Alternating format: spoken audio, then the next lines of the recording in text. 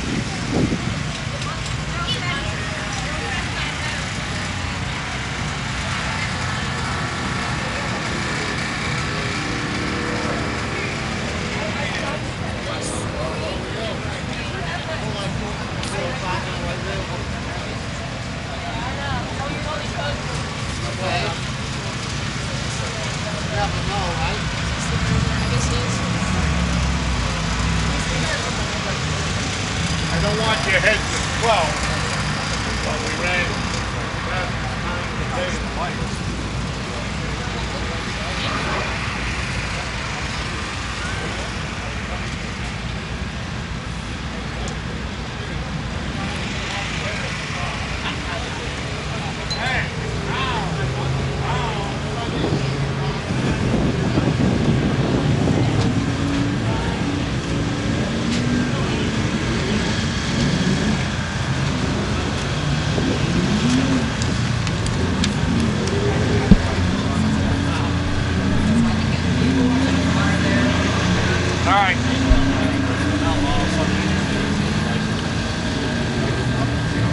There's the Bertrand cars, 39 to 74. And then we got to the Valente Modifieds. 0, Mike Holdridge. 22 car. Don't have a name on that one. Must be an outsider. The 20 of Max Zackham. New paint job.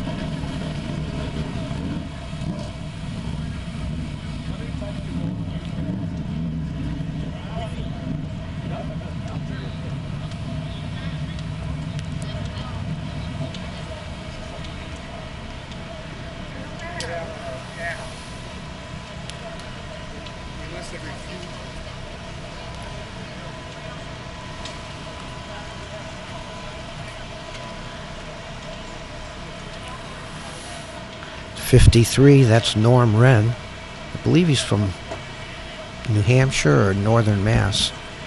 Used to run a pro stock. 40, Dennis Charette. There's Anthony Nacella, the 92. He did well. He finished in the top 5. And Stevie Massey, the 13. Used to race quarter midgets with us, and he's a heck of a driver.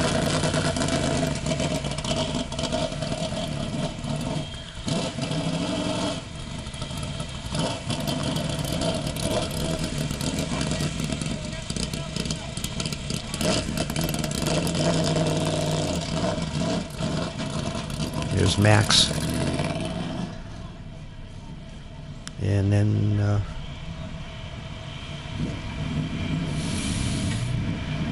the 85, that's Todd Zegedy. Ran the Wheeling Modified Tour, and I think he's still doing it. He's doing both tours. And then we get to some Legends cars. 32, Kyle Rogers. Another quarter midget racer from Silver City.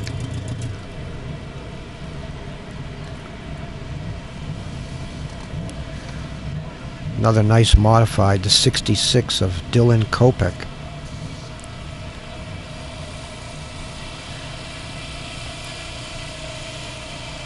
I mean, all these cars, the midgets and the modifieds, were just well done and really professional cars. That's a Bandolero, I believe. Here's a Legends car. The 42, David Lespinas. I hope I didn't butcher the name too badly. The 10 car of Joey Ternulo. The Legends cars are, there's another Bandolero. Legends cars are like what you come up and your next step from quarter midgets. Not necessarily. There's a lot of people that just like that division. 04, Dylan Izo.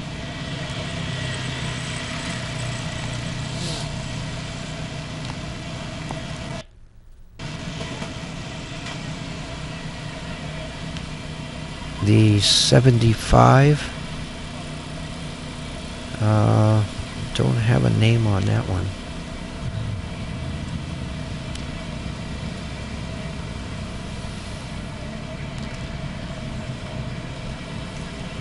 '81, Josh Zentek. You can see they have fans to cool the engines down. It's got one on top and one in front.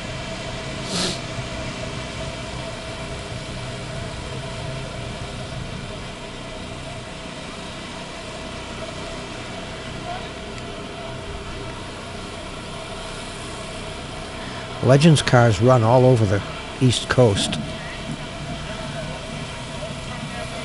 08, Colin Haley.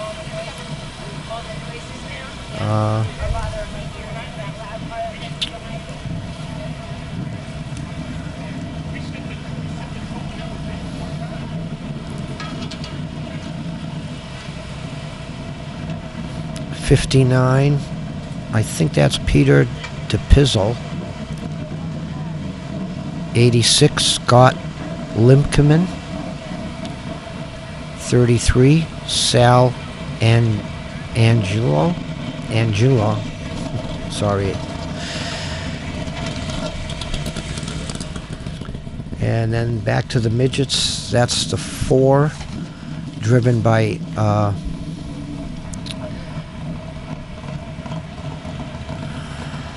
Jamie Falcone. And 30, that's Paul Scally's midget car. Just had the graphics done. It's really pretty. More Valente mods.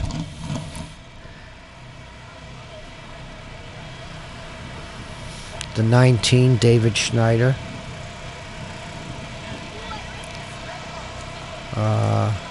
34, Dave Etheridge.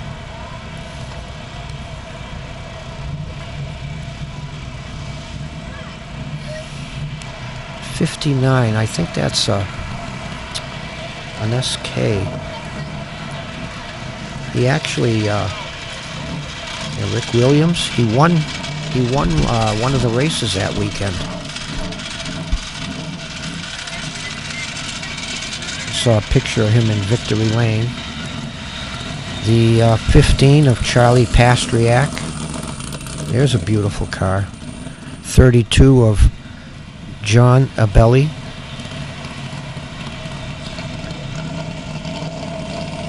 Double 0, that's Ted Christopher. He runs everything. Modified Tour, Valente Tour, you name it.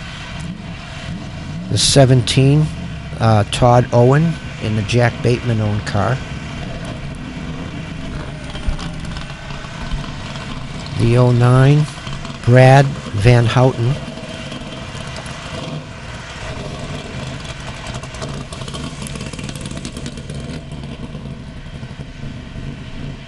Is that 58? Or 38, Mike Willer Jr. The 90 car is Jeff Pearl. And I believe that one there was Keith Rocco we just went by. 68. 99, Richard Savory. 52, Chris Bakey. And here they are getting teched before the race, going over the scales. 86 car.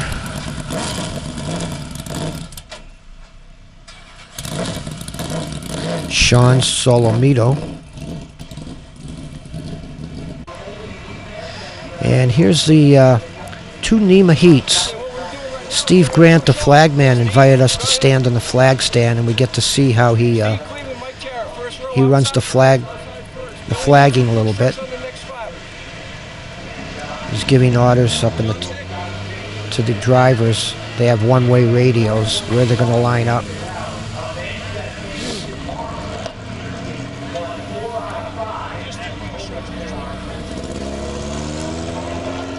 The NEMA cars are push-started, where the NEMA lights have starters and clutches. And these cars have about 300 to 350 horsepower, and they weigh about 1,000 pounds. My truck has 300 horsepower and weighs 6,000 pounds, so that's quite a kick in the pants in these things. They're like little rocket ships. And the wings help to hold them down in the corner. A lot of downforce. They're able to go through the corners pretty quick. I don't think they flat-foot it all the way around, but it's close.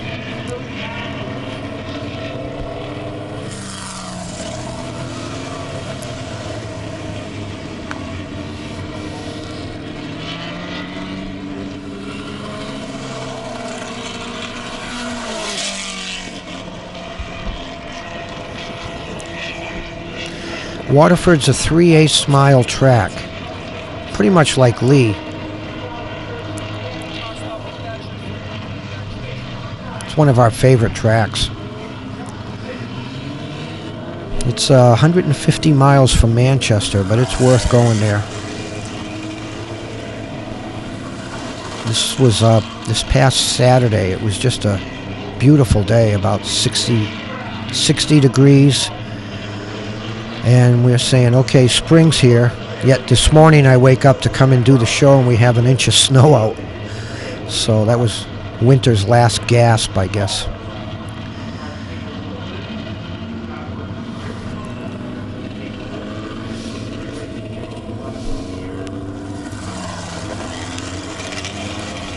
Now he's getting them lined up.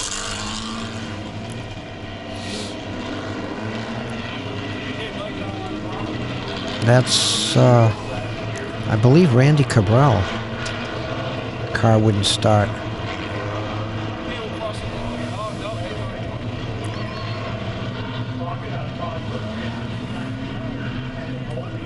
Gives them a few laps to warm their engines up.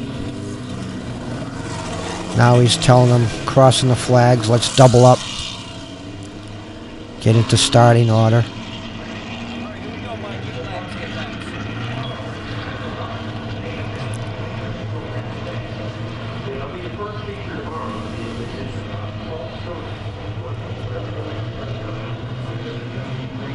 And here they come.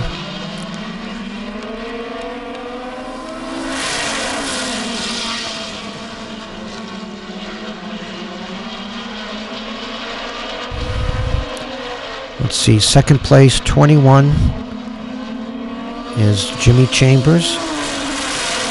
In the front, I believe that's the 80, Pete Persiglio Jr.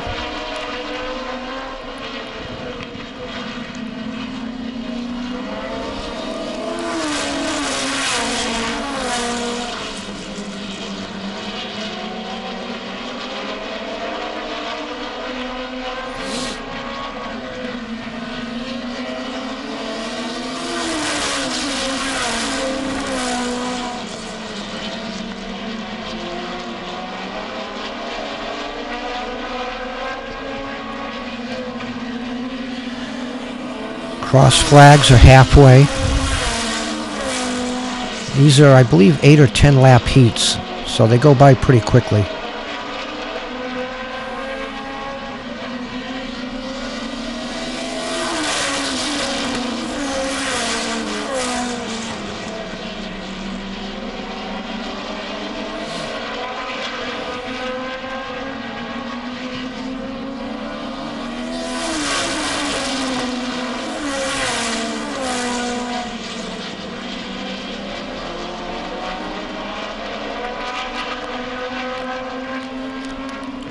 One to go.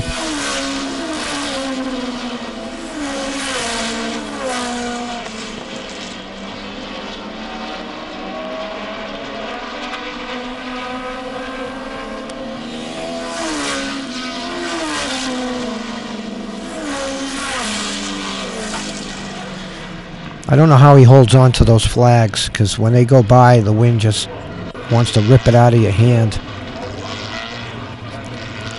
Steve Grant's the flagger for NEMA.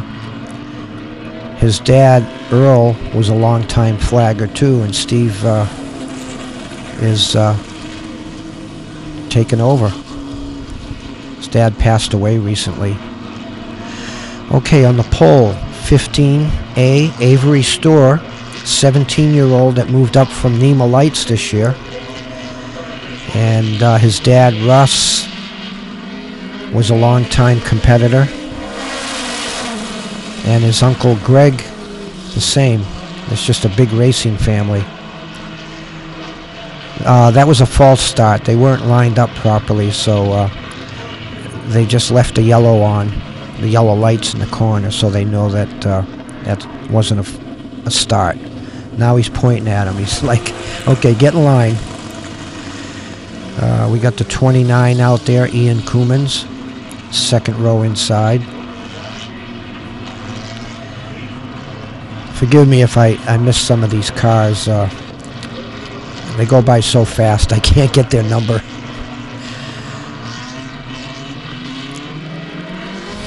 Here's the start.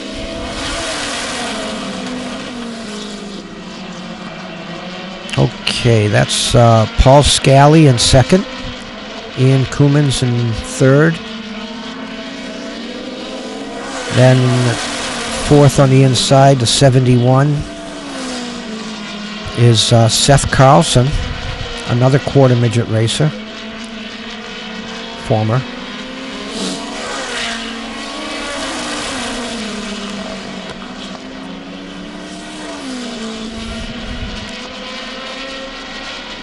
There's Avery just taking off.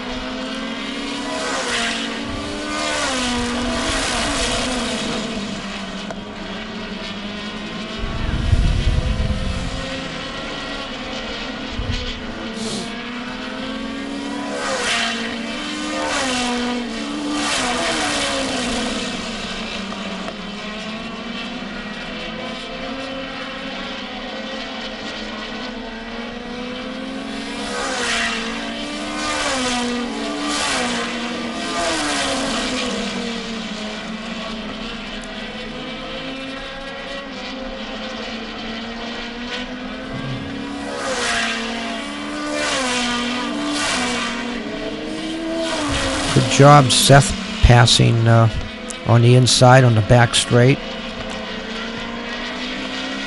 Here's Avery Store, Ian Crewmans.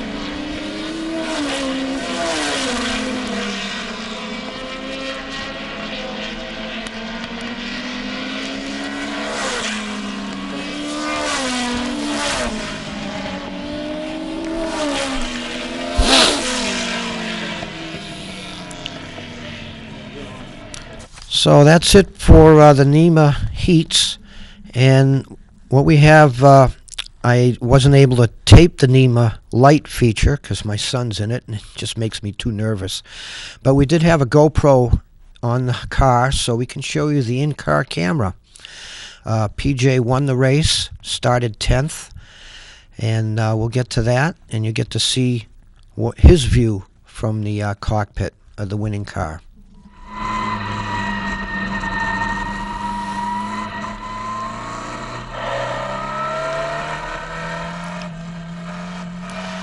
That's Carl Medeiros, the 50, right in front of him, last year's NEMA Lite champion. PJ's car was really hooked up on the outside, and he was able to pass cars that way.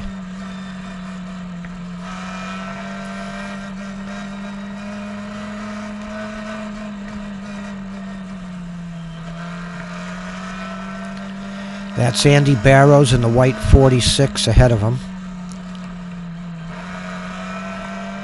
One thing PJ was telling me, you watch the shadow as you go into one of the corners, and you can see, like coming up here, if somebody's behind you or on the inside of you.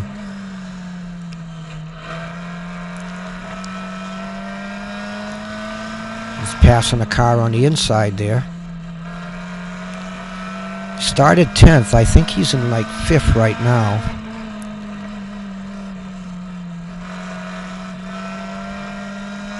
Getting up next to Andy.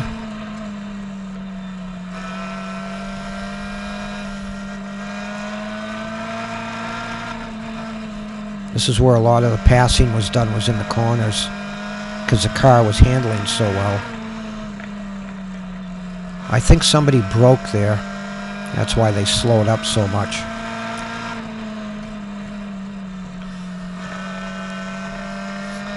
So now he's in 3rd place, I believe, and I think that's the 41 of Megan Cugini, a young lady who's doing pretty well. Now he takes over 2nd, and the 29 car is way up ahead. He started on the 2nd row outside, and that 29 is Ryan Krachin. Came up from New Jersey. Just a really nice looking car, and that car was handling well too. So PJ didn't know if he'd be able to catch Ryan.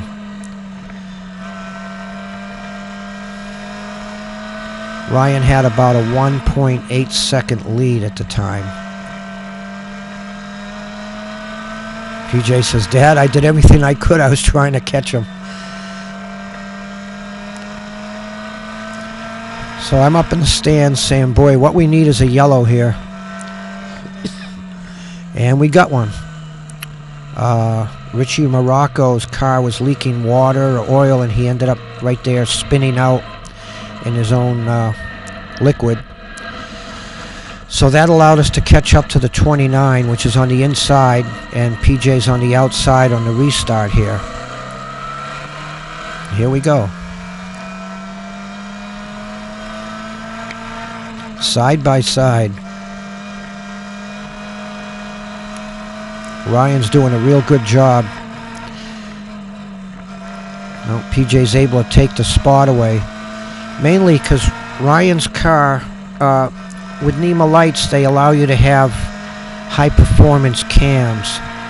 And Ryan races down south where they don't allow that. So he came up and he had a little bit of a handicap with horsepower because he didn't have the cams. And that's what allowed PJ to get around him. Otherwise, it probably would have been side to side, side by side for the rest of the race. Now, these cars don't have mirrors. They have a one-way radio from the tower where they'll tell you where to line up or if there's a yellow or something. So there's no communications with your pit crew. No mirrors or anything. No spotters. Which is really, you know, old-style racing. Everything's up to the driver.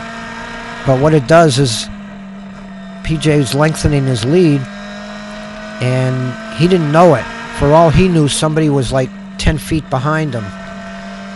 He did know that there was nobody right there with him because of the shadow. But you don't know if they're coming up on you, if somebody's gaining, or what's going on. So you got to really put the hammer down all the way to the end. Go as hard as you can.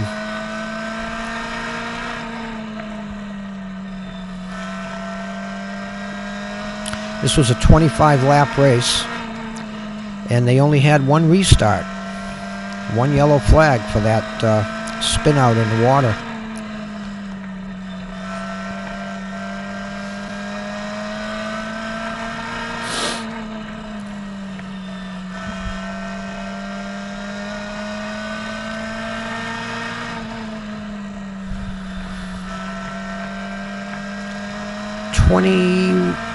.21 NEMA lights showed up. 19 started the race. A couple of them had problems and weren't able to start. So now PJ's catching up to 4 or 5 cars there at the end of the tail end of the lead lap, and he's got to try to work his way through traffic. And they're fighting side by side. So this is what made me nervous. PJ gave it the big pray. Put the hammer down, stick it in there, and just hope that the tires stick, and it did. So he got by some cars there.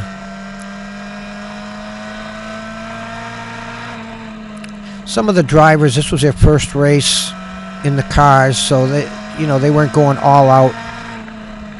But I think everyone did a pretty good job. All the rookies managed to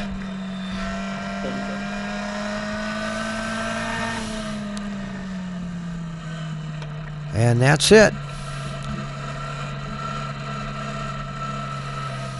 We come down to start finish line, and they take the first 3 cars, stop on the start finish line, and they get their pictures taken and their trophies and everything, and that's what we race for. Well, great. Hope you like the in-car camera. And what we're going to do next week, if you know who Bentley Warren is, he's a super modified legend. He had a book signing up in Maine at his Bentley's Saloon. So we went up there this past Sunday and just had a great time, and that'll be our show for next week. So thanks for joining us, and we'll see you then.